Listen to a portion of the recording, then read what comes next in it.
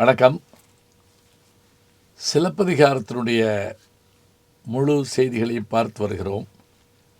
அதில் புகார் காண்டத்தில் 9 பகுதிகளை பார்த்து 10வது பகுதியாகிய நாடுகாண்காதைக்கு வந்திருக்கிறோம்.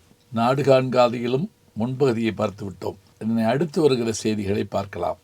கோவலன் கண்ணகியை அழைத்து கொண்டு மதுரைக்கு செல்லலாம் என்று பூம்புகார் நகரை விட்டு விடிகாலை நேரத்தில் புறப்படும் போது சமண பள்ளி வழியே வந்த அவர்களை கவுந்தியடிகள் நீங்கள் யார் என்று கேட்டு இவ்வாறு மதுரைக்கு செல்கிறோம் என்று சொன்னவுடன் தானும் வருவதாக சொல்லி புறப்பட அவர்கள் அந்த நாட்டின் வழியே பயணப்பட்டு வருகிறார்கள். வளமும் செழிப்பும் வழிநெடுக வர்ணிக்கப்படுகிறது. இப்படி அவர்கள் வந்தபோது அங்கே அருகிருந்த சமணப்பள்ளியிலே அவர்கள் தங்கியிருக்கிறார்கள். அப்போது விண்ணிலிருந்து சிலர் இறங்குகிறார்கள். சிலப்பதிகாரம் இயல்பான செய்திகளை தருவது, இயற்கை இறந்த நிகழ்ச்சி, அதாவது சூப்பர் நேச்சுரல் என்று சொல்லக்கூடிய அந்த செய்திகள் இதில் இருக்காது. ஆனால் இந்த பகுதி மட்டுமே, இதில் நான் இப்போது சொல்லப்போகிற செய்தியும் இதை அடுத்து வருகிற செய்தியும் இயற்கை இறந்த நிகழ்ச்சிகளாக நமக்கு காட்டப்படுகின்றன. இது காப்பிய பண்பு கருதி நாம் அதனை ரசித்து மகிழ்வோம். அவர்கள் சாரணர்கள் வந்து இறங்குகிறார்கள். இறங்குகின்ற அவர்கள் அருகதேவனுடைய புகழை வரிசைப்படுத்தி சொல்லுகிறார்கள்.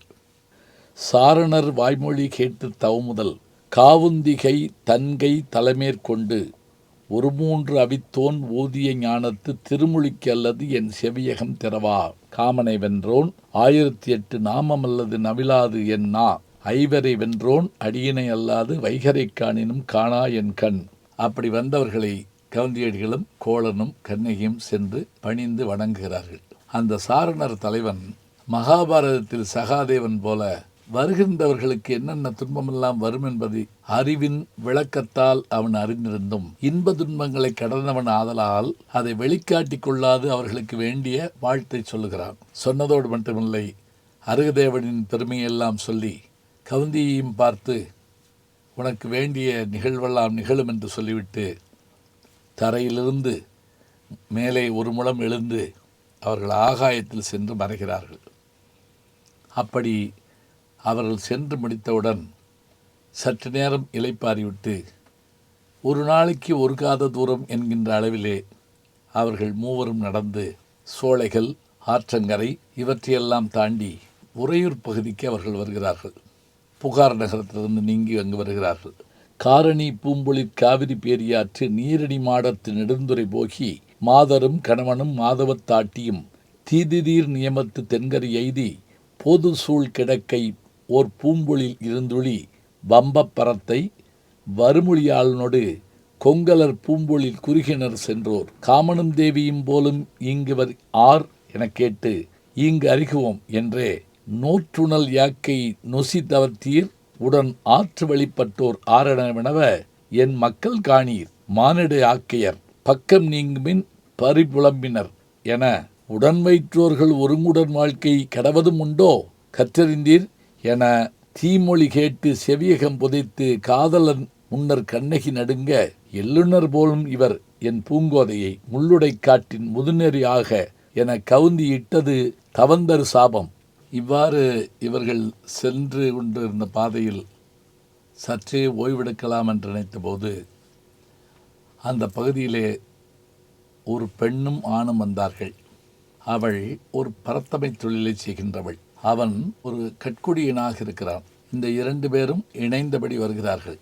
வந்தவர்கள் கோவலனையும் கண்ணகியையும் பார்க்கிறார்கள். தேவலோகத்து மாந்தர்கள் போல காணப்படுகிறார்களே, இவர்கள் யார் என்று அறிந்து கொள்வோம் என்று சொல்லி அருகிலே இருந்த கவுந்தியடிகளிடத்தில் இவர்கள் யார் என்று கேட்டார்கள். அவர்களுடைய தோற்றத்தையும் அவர்களுடைய செயல்பாட்டையும் பார்த்த கவுந்தியடிகள் சற்றே மனம் கலங்கி இவர்கள் இருவரும் என்னுடைய மக்கள் என்று சொல்ல அவர்கள் உடனே சற்றே கேலிக்குரலிலும் தடித்த கோபத்தோடும் மக்கள் என்று சொல்லுகிறீர்கள், மகன் மகள் என்று சொல்லுகிறீர்கள், ஆனால் இருவரையும் பார்த்தால் அப்படி இல்லையே என்று சொன்னவுடன் கவுந்தியடிகள் துறவியாக இருந்த போதும் கூட, இன்ப துன்பத்தை விட்டு நீங்கியவராக இருந்த போதும் கூட, கற்பின் செல்வியாக விளங்குகிற கண்ணகியை பரத்தமை தொழில் செய்கின்ற ஒரு பெண்ணானவள், அவன் ஒரு காமுகன், 2 பேரும் இப்படி சொல்லிவிட்டார்களே என்று சொல்லி வெகுண்டு கோபம் கொண்டு காட்டில் அலைகின்ற முதுநரியாகுக என்று கோபத்தோடு சாபமிட்டார். இப்படி சாபமிட்ட மறுகணம் அவர்கள் நரிகளாக மாறி ஊளையிடத் தொடங்கினார்கள்.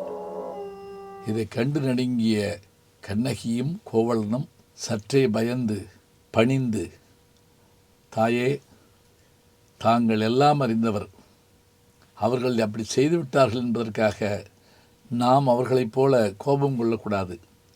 அவர்களுக்கு இந்த கொடு நிலையிலிருந்து மாற்றத்தை தந்து விமோசனம் கொடுக்க வேண்டும் என்று கேட்க, அதற்கு பதில் சொன்ன கவுந்தியடிகள், கட்டிது ஆதலின் பட்டதை அறியார், குறுநெறி நெடுங்குரல் கூவிலி கேட்டு நறுமலர் கோதியும் நம்பியும் நெடுங்க நெறியின் நீங்கி நீங்கியோர் நீரள கூறினும் அறியாமை என்று அறியல் வேண்டும், செய்தவத்தீர் நும்முன் பிழைத்தோர்க்கு குய்திக்காலம் முறையீரோ என அறியாமையின் இன்று இழிபிறப்புற்றோர் உறையூர் நெற்றி ஒருபடை ஒதுங்கி பன்னிரு மதியம் படர்நோய் உழந்தபின் முன்னை உருவம் பெருக.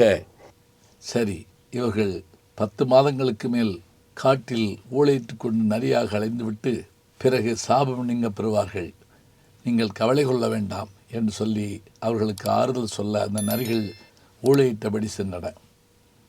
இந்த செய்தியும் இயற்கை இறந்த நிகழ்ச்சியாகத்தான் நமக்கு தெரிகின்றது.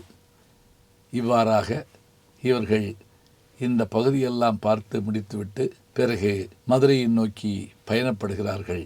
நாடுகான் காதையோடு புகார் காண்டம் நிறைவுறுகிறது. புகார் காண்டம், மதுரை காண்டம், வஞ்சிக்காண்டம் என்று 3 பகுதியில் புகார் காண்டத்தை நாம் முடித்திருக்கிறோம். இனி அடுத்ததாக மதுரை காண்டம் தொடங்க இருக்கிறது. கோவலனும் கண்ணகியும் கவுந்தியடிகளும் மதுரையை நோக்கி புறப்படுகிறார்கள். நாமும் அவர்களோடு பயணப்படுவோம். தொடர்ந்து சிலப்பதிகாரத்தை காண்போம்.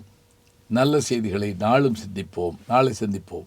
நாளும் நல்ல தமிழ் கேட்க முனைவர் ஞானசம்பந்தம் அவர்களின் கேளுங்கள். கண்டிப்பாக கேளுங்க. நான் கேட்டுட்டு இருக்கேன்.